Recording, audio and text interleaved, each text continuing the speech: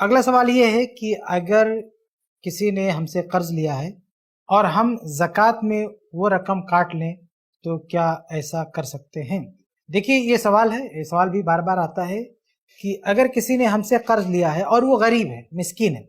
اور ہم کو زکوٰۃ دینی ہے، جیسے رمضان میں ہم زکوٰۃ دے رہے ہیں، تو کیا ہم ایسا کر سکتے ہیں کہ اس کو زکوٰۃ دینے کے بجائے کسی اور کو زکوٰۃ دینے کے بجائے، چونکہ وہ ہمارا مان لیجیے 10,000 روپیہ باقی ہے، تو ہماری جو زکوٰۃ نکلتی ہے اس میں سے 10,000 روپیہ ہم مائنس کر لیں، یہ مان کے چلیں یہ جو ہم سے قرض لیا تھا وہ ہم نے رکھ لیا ہے، اس کو بتا دیں، تو ایسا کر سکتے کہ نہیں؟ تو دیکھیے اس کا جواب یہ ہے کہ ایسا ہم بالکل بھی نہیں کر سکتے۔ اس کی بہت ساری وجوہات ہیں۔ ایک وجہ یہ کہ زکوٰۃ آپ کو دینے کے لیے کہا گیا ہے، نہیں کہا گیا ہے کہ دوسروں کے جو ہے خرچے آپ کاٹتے ہو، آپ کو دینا ہے، زکوٰۃ ادا کرنا ہے۔ دوسری بات یہ ہے کہ فقیر اور مسکین کو اگر آپ زکوٰۃ دینا چاہتے ہیں، فقیر اور مسکین کی مد میں آپ زکوٰۃ دینا چاہتے ہیں، امت کا اجماع اور اتفاق ہے کہ سامنے والے کو اس کا مالک بنانا ضروری ہے۔ سامنے جو شخص ہے اسے اس کا مالک بنانا، تملیک ضروری ہے۔ لیکن اگر ہم نے زکوٰۃ میں خود ہی سے کاٹ لیا تو وہ بندہ مالک بنا ہی نہیں، تو جب تملیک کی شرط پوری ہی نہیں ہوئی تو زکوٰۃ کیسے ادا ہوگی؟ اور تیسری بات یہ ہے کہ زکوٰۃ جب ہم نے کسی کو دیا تو اس میں تصرف کا حق اس کو ہے جو زکوٰۃ لے رہا ہے، ہم کو نہیں۔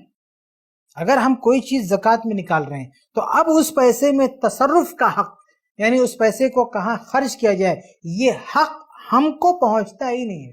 یہ حق اس کا ہے جو زکوٰۃ وصول کر رہا ہے،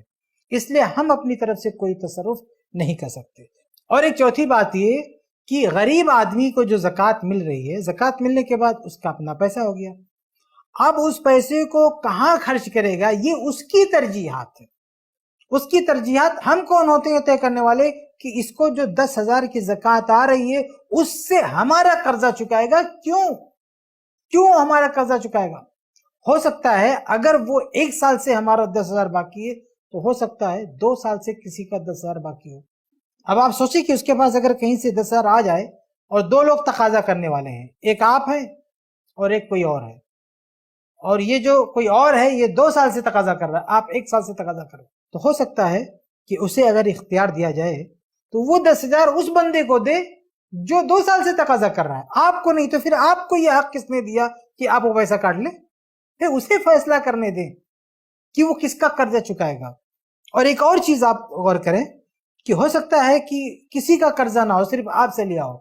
لیکن ہو سکتا ہے اس کے پاس اور بھی اخراجات ہوں جو اس کی نظر میں آپ کا قرضہ چکانے سے زیادہ اہم ہوں۔ مثال کے طور پر اس کے بچوں کی فیس باقی ہے اور اسکول والے بار بار وارننگ دے رہے ہیں، یا یہ کہ جس گھر میں رہتا ہے اس کا کرایہ نہیں دے پا رہا اور اس کو دھمکیاں مل رہی گھر خالی کرنے کے لیے، تو یہ تو سنگین معاملہ ہے۔ اگر اس کو اختیار دیا جائے تو وہ جو پیسہ زکوٰۃ کا مل رہا ہے وہ یہاں پہ خرچ کرے گا، ہم کون ہوتے ہیں کہنے والے کہ ہمارا جو باقی ہے ہم کاٹ لیں؟ تو خلاصے کلام یہ ہے کہ اگر کوئی غریب آپ سے قرضہ لیا ہے، نہیں دے پا رہا ہے، تو آپ زکوٰۃ میں نہیں کاٹ سکتے ہیں، زکوٰۃ میں قطعاً نہیں کاٹ سکتے ہیں، یہ پیسہ آپ کو اسے حوالے کرنا ہوگا۔ اب اس کی مرضی، وہ آپ کو ریٹرن کرے یا کہیں اور لگا دے، آپ بالکل اس میں کوئی تصرف کا حق نہیں رکھتے اور نہ ہی کسی طرح کا اس پہ دباؤ ڈال سکتے۔ اگر کسی نے ایسا کیا، کسی کو زکوٰۃ کے نام سے دیا اور خود تصرف کیا